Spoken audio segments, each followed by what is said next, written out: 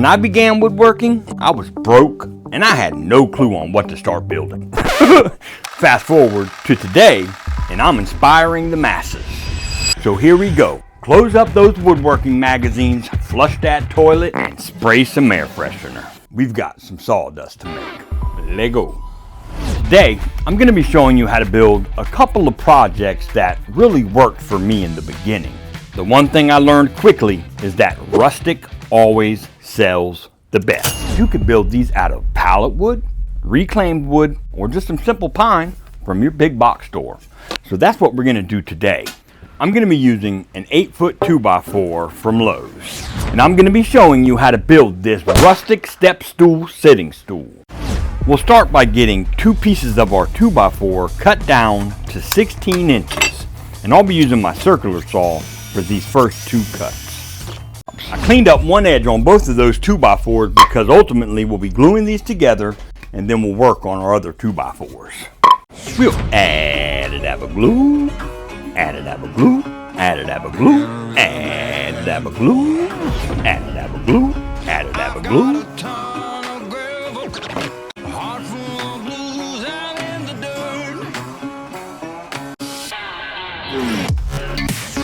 Alright, we're going to go ahead and start working on the other pieces for this build. Put your bevel at 15 degrees on your miter box, and from that long point, pull over 18 inches. And that will be our short point of our 15-degree bevel. So it'll be long to short, 18 inches. And we're going to cut 3 of those pieces. If you notice, on these 2x4s on the edges, it looks like some live edge. What we call that in construction is a wane. I'm going to leave that on the 2x4s and keep it there because that really adds to the rustic appeal I'm going for. Alright, while our saw is still set to a 15-degree bevel, we're going to cut one more 2x4, long point of a 15 to long point 7 inches. After that, we'll set our saw back to square and cut one last 2x4 to 7 inches, square to square. To fasten everything together, we're going to be using some pocket screws. Since we're using 1.5 inch stock, I'll take my little, what is this thing called? I'll set my little stop nut to 1.5 inches on my drill bit. I don't know what to call it. Brain fart. Are you enjoying the content so far?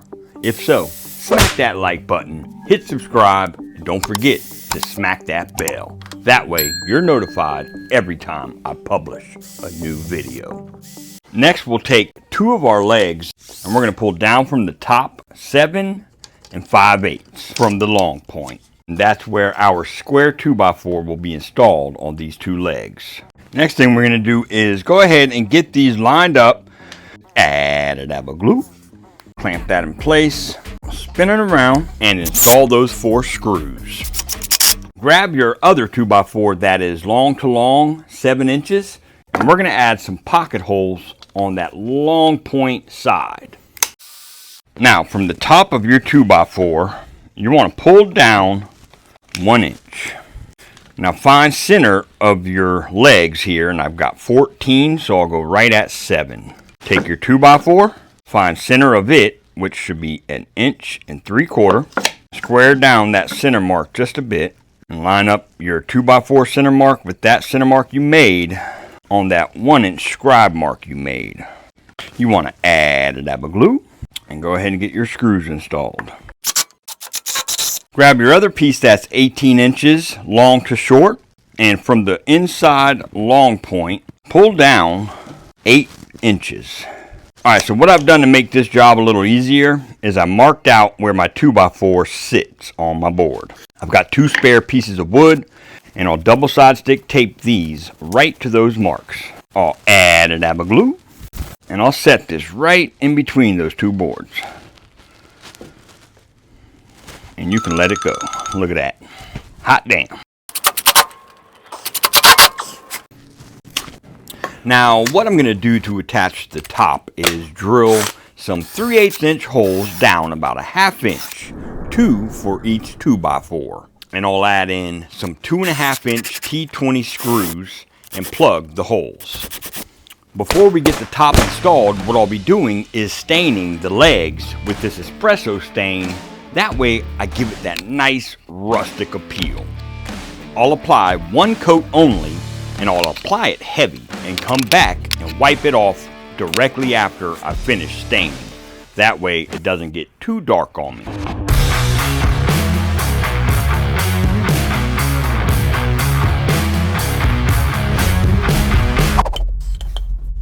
We'll add a dab of glue, and I'll line up my top.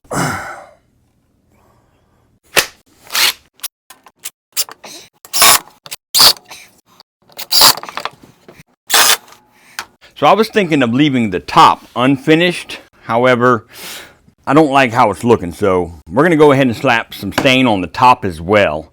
But before we do that, I'm gonna get some plugs cut, and we'll get these plugged and get it finished up.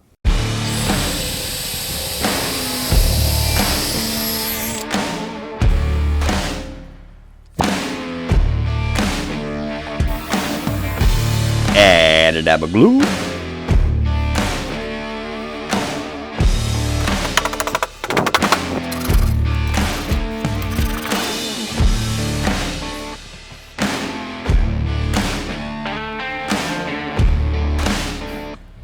There's no shame in my game, rock stars. I am a big boy.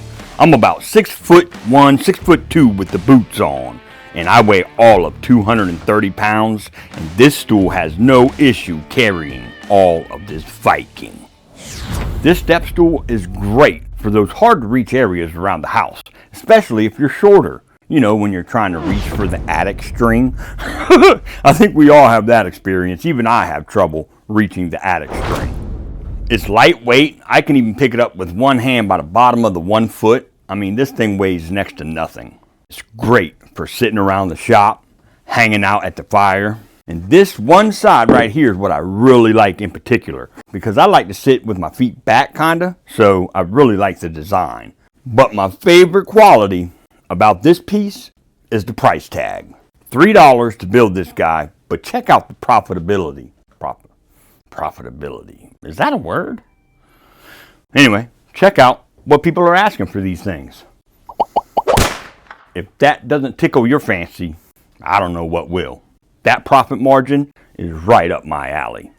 Now, I've built my fair share of traditional planners like this, but that competition pool goes deep, and there's not a lot of area to make a big profit. The best thing to do when there's a huge number of people building one particular item is to take that item and add your own spin to that thing. So that's what we're going to do today. We're going to take a traditional idea and put our spin to it. Let's go. Right. For this project, you're going to need a 2x4, a 2x6, and a 2x10. We'll start by getting our 2x4 cut to 16 inches.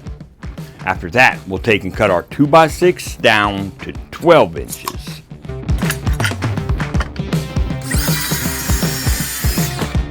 And finally, we'll get our 2x10 cut down to 16 inches as well. And that'll be our first 3 cuts. It's better to have a big 12. You know what I'm saying?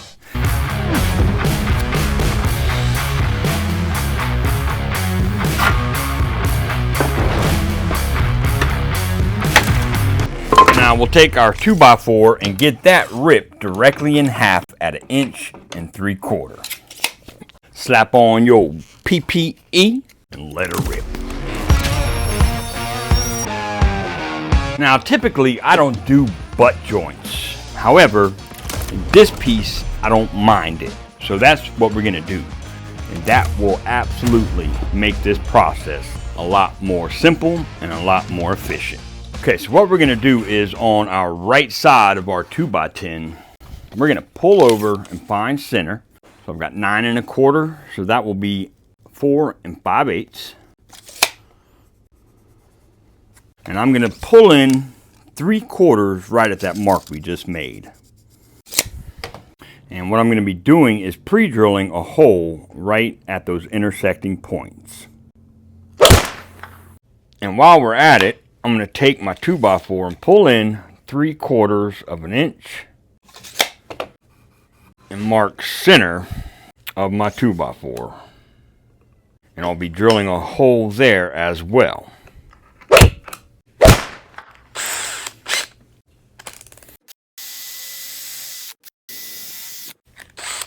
Now for my 2x4, I'm going to drill down about a 1/2 inch with my 3/8 bit because I'm going to plug this hole. I'm going to be using a 2-inch T20 screw to attach the upper 2x4 to the base. So what I'll do is mark the center of this 2x4 at 3/4, and I'll line it up with this center mark on the base, holding it out flush to the outside, just like so. I'll add a dab of glue. I'm going to add a dab of CA glue to act as a temporary clamp so I can flip it over and get the screw installed.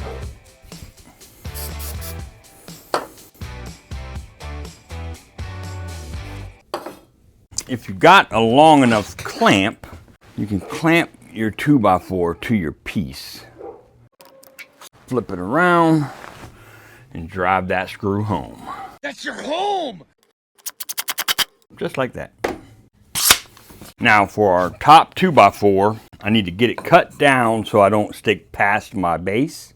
So I'll just butt it right into my 2x4 here. Just make a little mark and get that cut. And we'll do the same steps on our top 2x4. We'll add a dab of glue, add some CA glue, and some activator. Holding that nice and flush. Drive that screw home. Just like that. And we're starting to look like something. Now, let's get to work on our 2x6.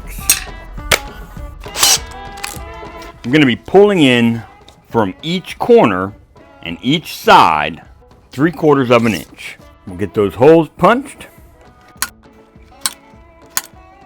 And using our 3/8 inch drill bit, we're going to drill those holes all the way through this piece. I'll be taking my rope. You mean your rope? Quick, name that movie. And just to be safe, I'm going to get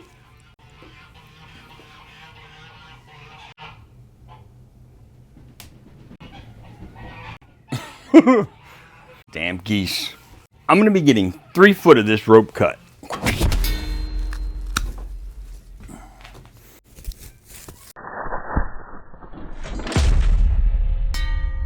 Now you can feel free to do this however you like, attaching this swing.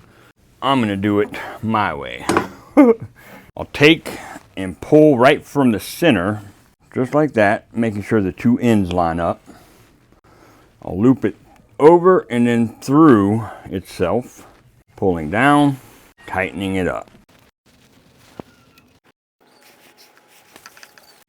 And that gets it nice and tight, kind of like a slip knot. Not that slip knot. Go through your hole, and tie that in a knot at the bottom. Just a big enough knot to where it won't slide through.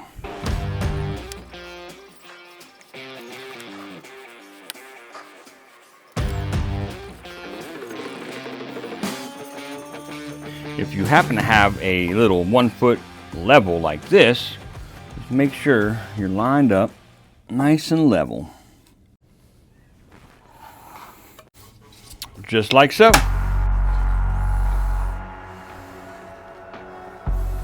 All right, well, before we can call this piece done, we're gonna boogie. So, sugar boogie.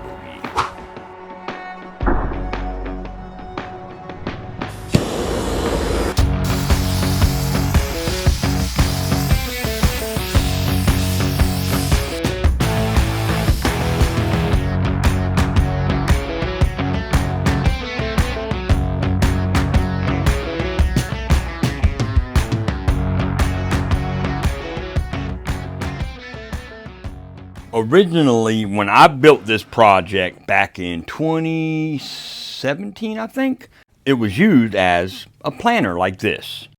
However, through the years, it wound up becoming a chicken swing. So that's probably what I'll market it as, maybe, but I'll have to do a little research and see what I can come up with. But I'd be happy getting 75 bucks for this piece. We used about $1.50 worth of wood to build this magnificent rustic piece. People go nuts for this stuff. Rock stars jump on it while it's still hot. Skull.